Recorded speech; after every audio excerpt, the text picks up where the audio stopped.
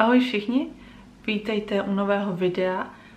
Dnes vám povím o 25 let starém případu, který ovšem do dnešního dne nebyl vyřešen. A bez jakýkoliv dalších průtahů jdeme rovnou na to.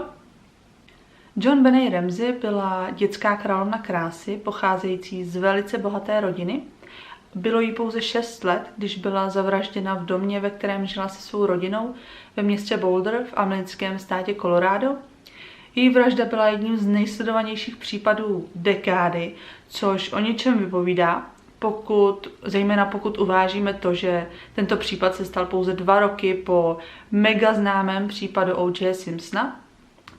John Benet se narodila 6. srpna 1990 ve městě Atlanta v Georgii. Byla pojmenována po svém otci, který se jmenoval John Bennett, takže to byla vlastně taková zkomolenina jeho jména. Její druhé jméno bylo Patricia po její matce, které ale všichni zkráceně říkali Patsy. John Benet měla taky staršího bratra Burkeho. John Benet byla velice společenská dívka, která byla velmi ráda středem pozornosti. Za dobu svého krátkého života vyhrála hned několik dětských soutěží krásy. Tyhle dětské soutěže krásy jsou v Americe docela populární záležitost a přiznám se, že osobně to úplně nedokážu nějak přejmout. Neříkám, že to úplně odsuzuju, protože vím, že některé ty děti to prostě baví, stejně tak, jako to bavilo John Benet, protože se ráda předváděla, byla ráda středem pozornosti, ráda zpívala, tancovala, ale určitě si myslím, že by tyhle soutěže měly mít nastavený nějaký rozumný meze. Určitě bych se zamyslela nad make-upem a některé ty kostýmy si myslím, že jsou taky hodně jako no-no. A co si budeme povídat? Myslím, že jakákoliv dětská soutěž krásy je nějaký lákadlo pro pedofily, takže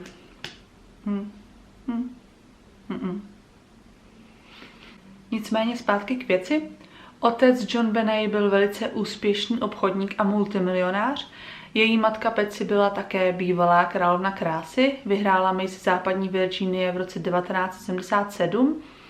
A nechci úplně říct, že John Benet nebo obě své děti rozmazlovali, ale určitě si byli jistí, že mají vše, co chtějí a potřebují. A určitě si to mohli dovolit. Žili v obrovském 3patrovém domě s asi 15 ložnicemi a ve velice slušné oblasti a čtvrti. Byly Vánoce 1996, konkrétně 25. prosince, a rodina Ramseyových se vydává na slavnostní večeři ke svým známým. Později, když se vracejí domů, John Benet údajně usnula v autě a její rodiče ji po příjezdu domů přenesli z auta do jejího pokoje, aniž by se zbudila, tam ji uloží do postele a ona dál spí. Druhý den, pár minut před 6. hodinou raní, volá rozrušená Patsy na policii, že doma našla žádost o výkupné a že její dcera byla unesena. Krátce na to rodiče svolávají hned několik svých známých, aby jim pomohli s pátráním. A tady hodně lidí kritizuje policii právě v tom, že dovolila, aby tolik cizích lidí chodilo po domě a případně narušilo jakékoliv důkazy. Policie také nejdříve vůbec neprohledala dům ani jeho okolí, automaticky předpokládala, že tam John Benet není, což se samozřejmě dá pochopit svým způsobem. Byla tam žádost o výkupné, což samozřejmě svědčí o únosu a logicky tedy o tom, že John Benet je pryč, ale o té žádosti o výkupné si později ještě něco řekneme, zatím řeknu jenom, že na první pohled byla docela podezřelá a zvláštní, takže si myslím, že bylo určitě na místě prohledat dům a okolí co nejdříve. Až později policie požádala Johna a jeho souseda, aby prohledali dům, zda tam nenajdou něco podezřelého. John měl údajně okamžitě zamířit do sklepa, kde následně nachází tělo své dcery. A přestože mu policie řekla, aby se ničeho nedotýkal, tak John zvedl tedy tělo John Benet a vynesl ho nahoru do přízemí, kde ho položil na zem, sundal izolepu, kterou měla přilepenou na puse a dokonce to tělo přikryl dekou. Myslím, že jeho chování se dá pochopit, očividně byl velice rozrušen a nejednal s chladnou hlavou, nicméně i za tuto událost policie schytala velkou dávku kritiky, že prostě měli dohlédnout na to, aby všechny postupy byly dodrženy správně a aby nebyly porušeny žádné důkazy. Ve většině případů, hlavně pokud se to stane uvnitř domu, je prvními podezřelými vždy rodina. Na domě také nebyly nalezeny žádné důkazy násilného vniknutí ani žádné stopy kolem domu, ale samozřejmě je tu možnost, že někdo šel po jednom z chodníků, kde nebyl sníh a nezanechal tak stopy. A ve sklepě bylo také rozbité jedno okno, ovšem, jak uvedl John, tak to okno bylo rozbité už několik měsíců, ale protože rodina žila ve velice klidné a bezpečné čtvrti, tak neměla potřebu ho dávat rychle opravit. Jak už jsem zmínila, tak John Benet byla dětská královna krásy a tyhle soutěže samozřejmě přitahují velké množství pedofilů. Takže spousta lidí si myslelo, že se prostě do domu dostal nějaký pedofil, který si John Benet vyhlídl na nějaké soutěži krásy a v domě ji pak zneužil a zabil. Nicméně do této teorie tak úplně nezapadá ta žádost o výkupné a také nebylo nalezeno žádné pojítko k soutěžím krásy, takže se velice brzy hlavními podezřelými stali právě rodiče. Pojďme si teď něco říct o té žádosti o výkupné. Jednalo se o 3 popsané listy papíru, což je velice neobvyklé. Většinou žádosti o výkupné bývají velice krátké a výstižné. Máme vaši dceru, chceme tolik a tolik, nějaké instrukce o předání, tečka. Tahle byla ale neskutečně dlouhá a co je ještě zvláštnější, tak byla napsaná na papíru z notesu, který byl u nich v kuchyni. Takže se někdo záhadně vloupal do domu, aniž by zanechal důkazy o vloupání, zavraždil John Benet a pak si sedl v kuchyni a popsal 3 papíry s žádostí o výkupné. Výkupné mělo být $118,000, což přesně odpovídalo Johnovu vánočnímu bonusu v práci. A to si myslím, že je další velice zvláštní věc. Za prvé si myslím, že je to na výkupné docela málo. Většinou se výkupné pohybuje v milionech, zejména u tak bohaté rodiny, jako byly Ramseyovi. A za druhé si myslím, že je velká náhoda, že by se únosci trefili přesně do částky, která odpovídala Johnovu vánočnímu bonusu, zejména pokud je to takhle specifická částka. Takže odborníci velice brzy začali pochybovat o této žádosti o výkupné, že je skutečná. Byl tady také fakt, že se písmo v průběhu té žádosti trochu změnilo, jako by se na začátku někdo snažil psát úplně jinak, ale v průběhu na to zapomněl a na konci používal už své typické písmo. A v té žádosti o výkupné byly také jakoby celé fráze okopírované z filmových žádostí o výkupné. Odborníci porovnali tuto žádost s písmem Johna a Patsy a byli schopni vyloučit, že John tuto žádost nenapsal. Ovšem už nebyli schopni přesně říct, zda Patsy tuto žádost napsala nebo nenapsala. Uvedli, že se v žádosti vyskytují určité prvky Patsina písma, ale nebylo to dostatečně průkazné. V žádosti se také vyskytuje poměrně dost pravopisných chyb. Žádost o výkupné byla podepsána zkratkou SBTC a do dnešního dne není vůbec známo, co to mělo znamenat. John Benet byla oškrcena kusem kabelu, který byl přidělán na kusu dřívka, což byla údajně část rozbitého štětce. Zbytek toho štětce byl nalezen mezi uměleckými potřebami Patsy. John Benet byla také udeřena do hlavy nějakým velice těžkým předmětem a byly nalezeny důkazy sexuálního násilí. Příčinou smrti tedy bylo uškrcení. Zvláštní ale je, že po tom prvotním úderu do hlavy uběhlo ještě asi 45 minut až 2 hodiny, než byla John Benet uškrcena. Takže ji někdo udeřil do hlavy, což ji omráčilo, ale nezabilo a taky nakonec uškrtil. Proč je tam ale ta poměrně dlouhá časová prodleva, je záhadou. John Benet měla také přes pusu přelepenou lepící pásku, když ji našli. Policie na této pásce později nalezla vlákna z Patsina svetru. Poměrně zvláštní také je, že Patsy na sobě při příjezdu policie měla to samé, co měla na sobě u těch známých na večeři. Vůbec se nepřevlékla. I když samozřejmě ona tvrdí, že si ráno na sebe pouze vzala to samé, co měla den předtím, tak mi osobně to přijde poměrně zvláštní. Já třeba doma nosím úplně něco jiného, než bych si vzala na slavnostní večeři ke známým, ale třeba pro ní to bylo normální. Další zvláštní věc je, že rodiče nechali na náhrobní kámen John Benét vytesat datum smrti 25. prosince a hodně lidí je za to kritizovalo, protože podle příběhu, který vypověděli policii, nemohli znát přesný datum její smrti, ale také si to můžeme vykládat tak, že tam prostě dali datum, kdy o John Benét přišli, tedy kdy byla údajně unesena, po případě den, kdy ji naposledy viděli živou. Velmi brzy po smrti John Benét její rodiče přestali úplně komunikovat s policií, místo toho udělali rozhovor do televize, aniž by to řekli svým právníkům nebo policii, což samozřejmě pro policii bylo velice frustrující a mně osobně to přijde hodně zvláštní. Pokud je vaše dcera zavražděna, tak mně přijde úplně logický, že uděláte všechno pro to, abyste policii pomohli vypátrat a zjistit, kdo to udělal. Velkou neznámou v tomto případu je bratr Burke, kde byl, když se tohle všechno stalo. V té době mu bylo 9 let a údajně spal celou dobu ve své posteli, ve svém pokoji až do příjezdu policie, přestože údajně jeho matka byla v jeho pokoji, ještě než policie přijela, velice rozrušená. Burke dělal před několika lety rozhovor pro televizi, kde mluvil o téhle události a já jsem viděla záznam toho rozhovoru a přijde mi to trošku děsivý, minimálně hodně zvláštní. Už jenom to, jak se celou dobu tak jako divně usmívá.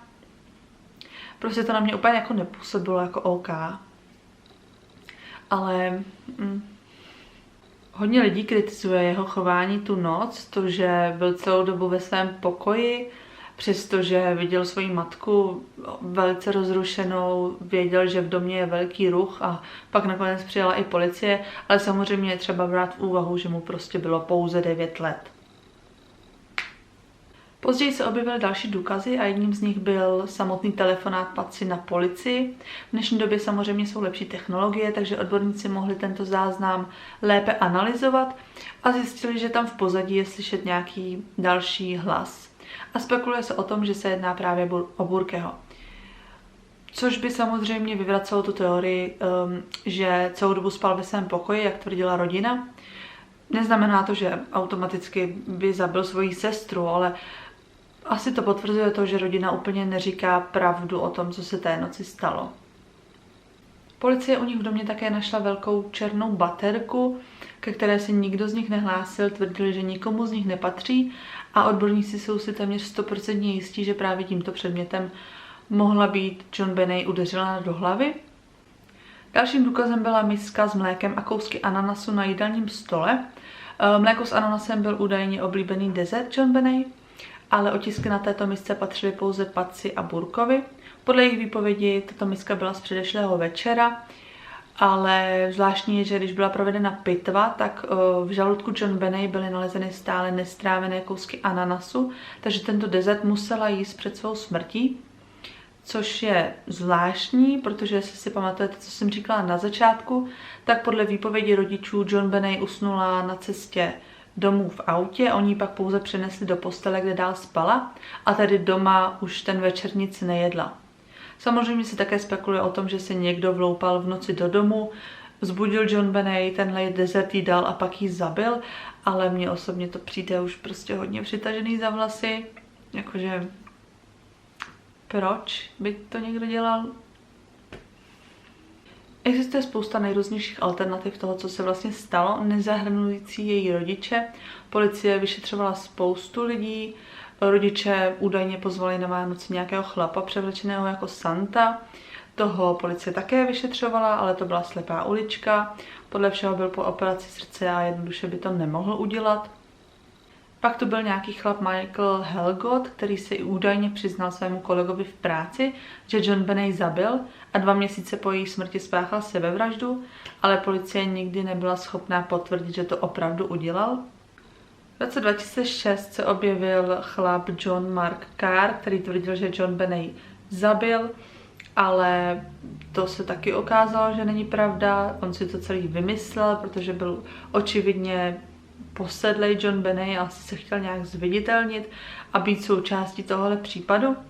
Pak je tu jedna důležitá věc. Policie našla DNA neznámé osoby za nehty John Benet, což by znamenalo, že někoho poškrábala při nějakém zápasu nebo sebeobraně. Ale tato DNA byla také nalezena na jejím spodním prádle, ale dodnes nebylo určeno, čí ta DNA je, ale nešlo o nikoho z rodiny. V průběhu let se objevilo spoustu nových a nových věcí, které tento případ udržely naživu tolik let. V roce 2008 Patsy Ramseyová zemřela na rakovinu vaječníku, se kterou bojovala už 13 let a která se později rozšířila i do jejího mozku, takže už zbývá pouze Burke a John. Burke udělal od té doby pouze jeden rozhovor pro televizi, o kterém už jsem se tady zmiňovala, a choval se při něm hodně zvláštně, celou dobu se tak divně usmíval, byl poměrně dost nervózní, ale samozřejmě to vůbec o ničem nevypovídá. Je třeba uvážit, čím vším si musel projít. Ztratil svoji sestru, pravděpodobně utrpěl trauma, přišel o mámu, s celou svojí rodinou byl vláčený v médiích a Bůh ví co ještě, takže tohle všechno mohlo také ovlivnit jeho chování. Ovšem pravdou je, že tady je jedna teorie o tom, co se tu noc stalo, která zahrnuje právě jeho. A hodně lidí věří této teorii, ale musím samozřejmě připomenout ještě jednou, že je to jenom teorie, takže to může, ale nemusí být pravda. Poměrně dost lidí vypovědělo, že měl Burke sklony k násilí, údajně měl v minulosti už několikrát svou sestru udeřit nejrůznějšími věcmi. Já osobně tohle beru trochu s rezervou, protože my jsme se s bráchou jako malí taky furt třískali a prali. Neříkám, že je to úplně typický chování sourozenců, ale mně osobně to nepřijde jako něco úplně šokujícího. Nicméně je možné, že Burke omylem svoji sestru udeřil tak silně, že ji omráčil, že to mohlo vypadat, že ji zabil, a jelikož jeho rodiče nechtěli přijít o obě děti, tak to zinscenovali tak, aby to vypadalo jako únos a následná vražda. I experti dali dohromady jakýsi sled událostí, který se mohl stát. Vraťme se k té misce s mlékem a ananasem. Spekuluje se o tom, že se John Benet v noci zbudila a se šla dolů do jídelny, kde Patsy a Burke jedli tento dezert, a protože to byl John Benet oblíbený dezert, tak vylovila rukou kousek ananasu z té misky, proto se na té misce nenašly její otisky. To samozřejmě Burkeho naštvalo, vzal tu velkou baterku a prostě ji praštil do hlavy. Samozřejmě neměl v úmyslu ji zabít, ale určitě ji omráčil. My už samozřejmě dnes víme, že ta první rána do hlavy ji nezabila. Je možné, že Patsy nebo dokonce i John byli toho součástí. To by taky vysvětlovalo, proč Patsy měla ráno na sobě to samé, co ten večer. Pravděpodobně nešla vůbec spát a zůstala v kuchyni a psala tu žádost o výkupné.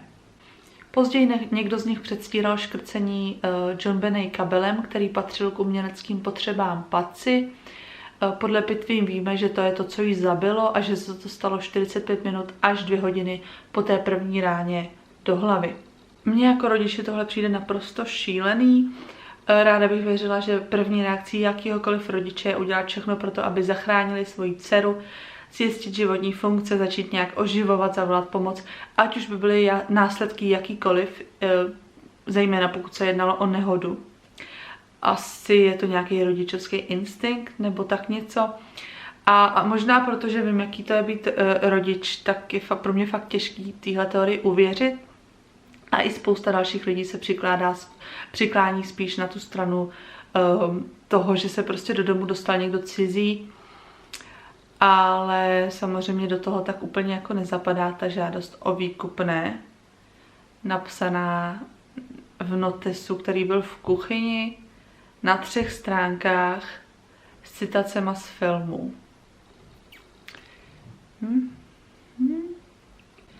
Tento případ možná nikdy nebude vyřešen, přestože spoustu lidí ukazuje právě na Burka. Tomuto případu se také váže jedna naprosto šílená konspirační teorie, která je podle mě fakt směšná, a to, že John Benet je vlastně Katy Perry, což se vlastně ani nedá nazývat teorií, to je prostě hovadina. Jediný důkaz je, že si jsou podobný a že Katy Perry má pár písniček, kde mluví o jakési znovuzrození. Podle mě je to prostě bullshit, ale je trošku děsivý, že tomu tolik lidí věří. Ale fun fact, hodně lidí taky věří, že Země je placatá. Takže... Tak co si myslíte vy? Zabil John Benet její bratr, nebo to bylo celé úplně jinak? Ať už to bylo jakkoliv, tak je fakt šílený, jak je tenhle případ zamotaný a že ani po tolika letech nebyl vyřešený. Dnes by bylo John Benet 31 let. Určitě mi dejte vědět do komentářů, co si o tom myslíte a já se na vás budu zase těšit u dalšího videa. Mějte se krásně a dávejte na sebe pozor. Čau.